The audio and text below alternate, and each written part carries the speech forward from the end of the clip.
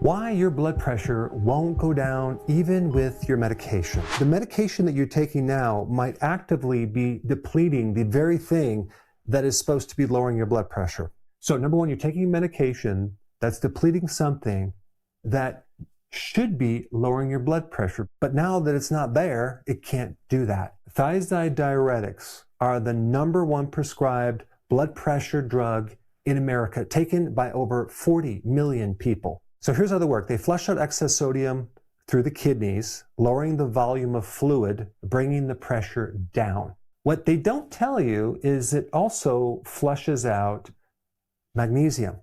Magnesium is a key mineral that helps keep the smooth muscles in the vascular system relaxed. And 30% of the people who take this end up having low magnesium on a blood test. If you have low magnesium on a blood test, you are severely deficient. It's very difficult for a magnesium deficiency to show up in the blood because normally you only have 1% of all the magnesium in your body in that blood. And most of it's in the bone, it's in the muscle. And so when you're deficient, the body's going to rob from the bone and the muscle, pushing the blood before it shows up low. So the fact that 30% show deficiency of magnesium in the blood is significant. So in other words, this medication definitely depletes magnesium in a big way. Without magnesium, the arteries become more constricted because calcium cannot be pumped out of the cells. And if there's too much calcium, you get high blood pressure. This is why they have a calcium channel blocker as a medication for hypertension. Well, guess what? Magnesium is a natural calcium channel blocker. Magnesium is also a natural beta blocker, which is another medication that people take. A beta blocker is something to lower adrenaline or the sympathetic nervous system. Magnesium naturally does that. It lowers the sympathetic nervous system. There's also a potassium connection because these diuretics also deplete potassium. Potassium is a physiological relaxer of the body too. It works along with magnesium and it keeps the arteries elastic or relaxed. It's actually protective of the kidney as well, unless someone has advanced kidney disease, in which case you need to check with your doctor before taking either one of these. But typically, if you have enough potassium, it really supports the vascular system and the kidneys. But the problem is, this common medication for hypertension depletes not only magnesium, but potassium. And so now we are depleting two minerals that are supposed to help us keep the blood pressure down, which can also counter your ability for that medication to work because you're getting rid of the things that are supposed to help you.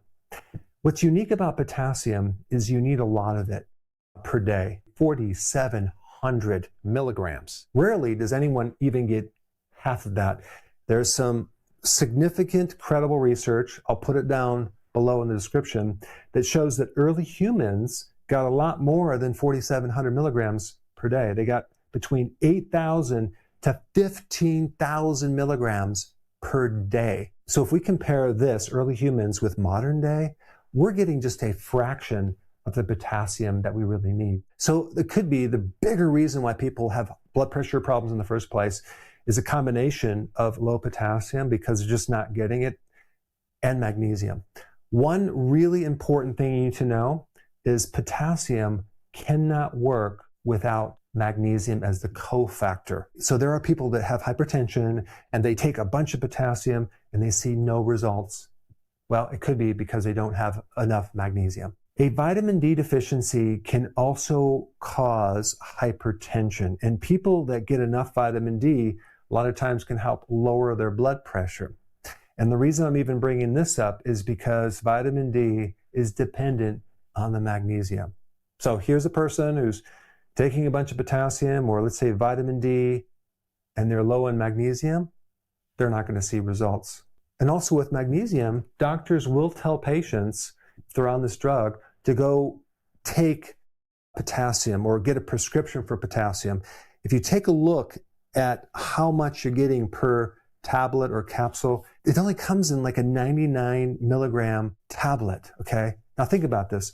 99 milligrams divided by 4,700, you're talking about 47 of those pills per day if you were going to try to get all of your potassium. Now, of course, you're probably not going to do that because you're going to get some of it from food. But the point is that most potassium pills come in these tiny amounts that honestly, it's so insignificant. I don't even know if it's going to contribute to making a change or replacing what these drugs are flushing out through the kidneys. So we have number one, medication causing depletion of minerals.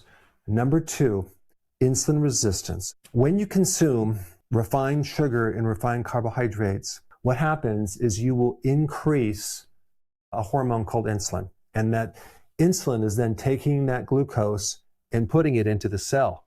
Okay.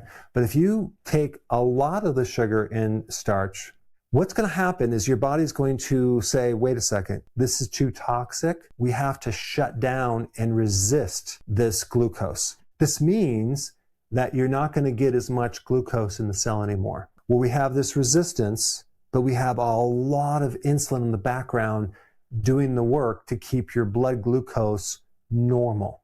We're actually setting the person up for diabetes. And one of the first signs before diabetes could be even hypertension, because what's happening to your arteries is your arteries are getting stiffer and stiffer and stiffer. And then one day they look at your blood pressure and say, wow, you have hypertension, we have to treat it.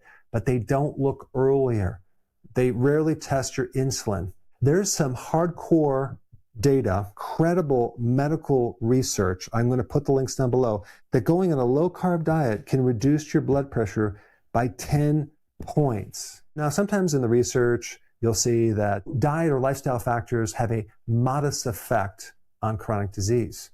But what if you combined a few of these together? Let's say you combined changing your diet with exercise, reducing your stress, or getting more sun, or sleeping more. The effects of medication won't even come close to the effects of using lifestyle factors to help reduce your blood pressure.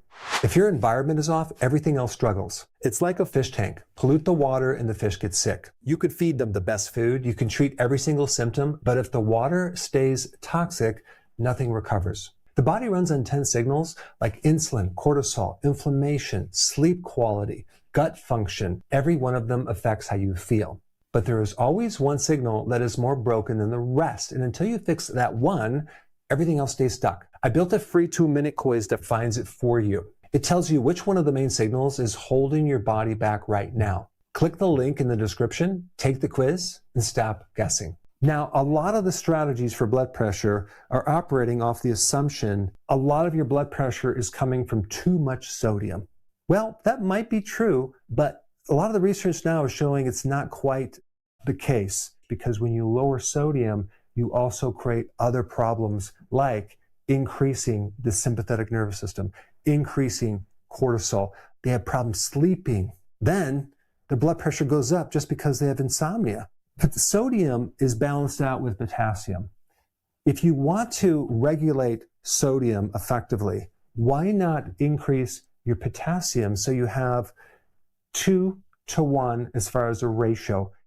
Even people that are salt sensitive can correct that by increasing their potassium, because sodium and potassium work together like a teeter-totter.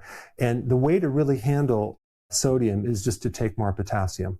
So if you find that your medication's not working and you want to try some other things to try to lower it, I have some ideas, okay? Number one, test your magnesium using something called the red blood cell magnesium test. Now, this is not a perfect test, but at least it'll be better than a blood test. And this sometimes can pick up a magnesium deficiency just to validate what I'm talking about right here. Number two, potassium. Start increasing the potassium in your diet. Avocados, salads, super important. There are electrolyte powders that are high in potassium. Start increasing your potassium. Number three, increase your magnesium. For potassium to work, for vitamin D to work, it's a natural calcium channel blocker. It's a natural beta blocker. It's a natural way of relaxing the smooth muscle. And the type of magnesium that I would highly recommend is the gold standard, which is magnesium glycinate, which has the best bioavailable absorbable type of magnesium up to 80%. But if you have a severe magnesium deficiency, which a lot of people do, I would recommend taking magnesium spread out through the day. I would take minimally 150 milligrams, 3, maybe even 4 times a day over a period of weeks. Because if you just try it for 1 week, it's not going to completely satisfy all the vascular system, all the muscles. Sometimes it can take a few weeks to even longer before it kicks in there because it doesn't just get fixed overnight. And then low carb diet with intermittent fasting to correct the underlying number one cause. There is credible, significant research showing that if you do this, your insulin resistance is going to be improved. And for more information on the details of how to do this, you need to watch this video right here.